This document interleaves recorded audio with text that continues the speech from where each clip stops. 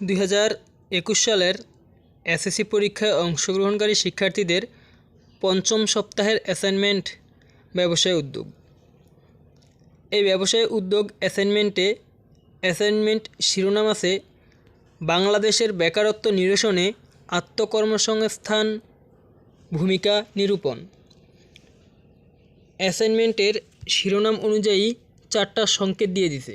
সংকেতগুলো হলো আত্মকর্মসংস্থানের ধারণা, আত্মকর্মসংস্থানের উপযুক্ত ও লাভজনক ক্ষেত্র, আত্মকর্মসংস্থানে উদ্বুদ্ধকরণের উপায়, আত্মকর্মসংস্থানের গুরুত্ব।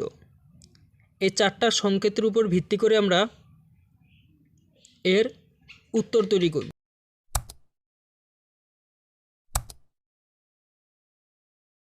তোমাদের প্রথম প্রশ্ন ছিল আত্মকর্মসংস্থানের ধারণা। তোমরা চাইলে এইভাবে লিখতে পারো।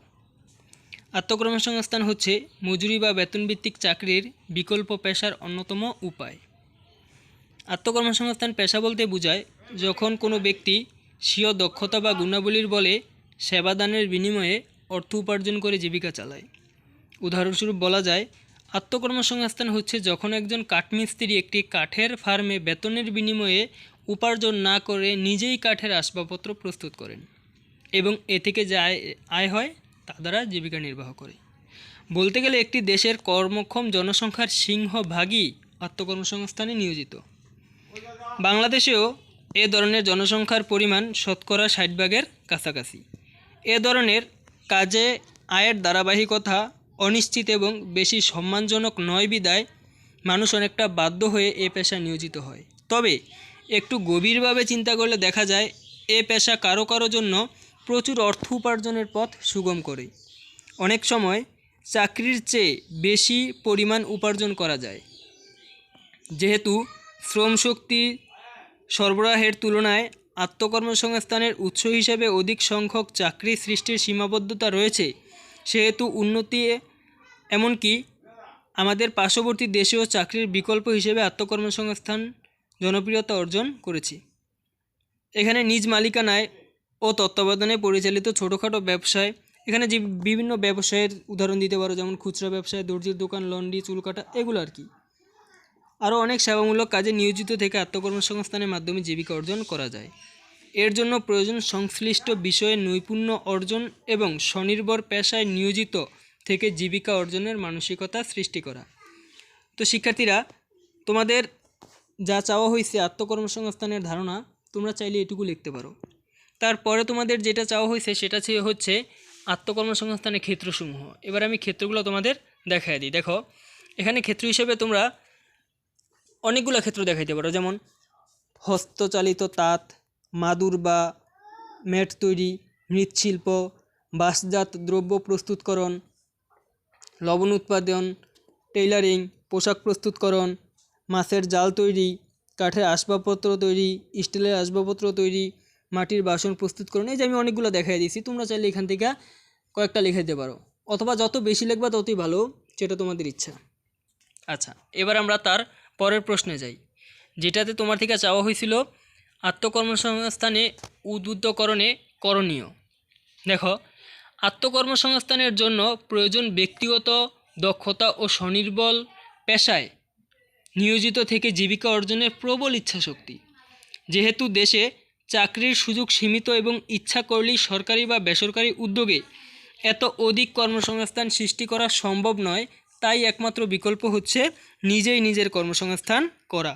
কিন্তু এ দেশের যুব সমাজের নিকট আত্মকর্মসংস্থানের ধারণা স্বচ্ছ ও যথেষ্ট নয়।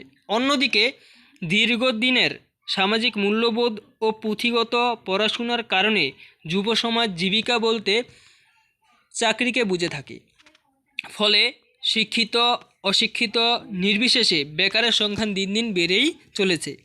বর্তমানে যুব ও তরুণ সমাজ ও আগামী প্রজন্মকে আত্মকর্মসংস্থানে উদ্বুদ্ধ করতে বিভিন্ন পদক্ষেপ গ্রহণ করা জরুরি। যেমন আমি এখানে কয়েকটা দেখাই দিছি, তোমরা চাইলে দেখাইতে পারো। যেমন এই যে শিক্ষার্থীদের অনুপ্রাণিত করতে হবে এ বলে যে কোনো পেশা বা কাজই ছোট বা অপমানের নয়। স্ব এলাকায় আত্মকর্মসংস্থানের মাধ্যমে যারা স্বাবলম্বী ও সফল হয়েছে তাদেরকে বিদ্যালয়ে এনে শিক্ষার্থীদের তাদের জীবন কাহিনী শোনাতে হবে। তারপর দেখো, স্ব এলাকায় আত্মকর্মসংস্থানের উপযুক্ত ক্ষেত্রগুলোর তালিকা প্রণয়ন করে বিদ্যালয় ও ইউনিয়ন পরিষদের দেয়ালে প্রচারের ব্যবস্থা করা যেতে পারে। বিদ্যালয় বা কলেজ থেকে যে সকল শিক্ষার্থী ঝরে পড়ে কিংবা নিয়মিত বিদ্যালয়ে আসার সুযোগ পায় না, তাদেরকে বিভিন্ন উপযুক্ত ক্ষেত্র প্রশিক্ষণ ও ঋণদানের ব্যবস্থা করতে হবে। মনে করে যে নবম দশম শ্রেণীর শিক্ষাক্রমে বৃত্তিমূলক কারিগরি ও কর্মমুখী শিক্ষাকে পর্যাপ্তভাবে অন্তর্ভুক্ত করতে হবে। আত্মকর্মসংস্থানকে সামনে রেখে যুব উন্নয়ন ব্যাংক ও শিক্ষা ব্যাংক প্রতিষ্ঠা করে সহজ শর্তে ঋণদানের ব্যবস্থা করতে হবে। বিদ্যালয়ের প্রাক্তন শিক্ষার্থীদের মধ্যে যারা বর্তমানে সফল উদ্যোক্তা ও ব্যবসায়ী হিসেবে প্রতিষ্ঠিত লাভ করেছে, তাদেরকে বিদ্যালয়ে পর্যায়ে সম্বর্ধনা বা সম্মাননা দেওয়ার উদ্যোগ নিতে হবে।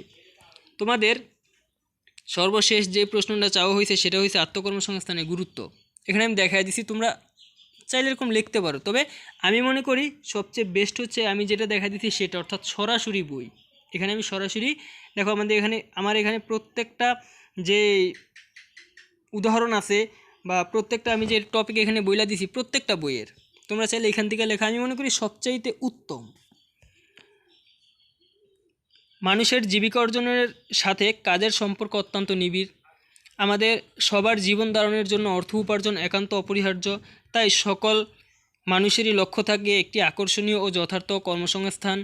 জনসংখ্যা বৃদ্ধির দুর্বার গতি, অর্থনীতির অনগ্রসরতা, পরিকল্পনাবিহীন উন্নয়ন প্রভৃতির কারণে উন্নয়নশীল দেশে কর্মসংস্থানের সুযোগ সৃষ্টি হয় না।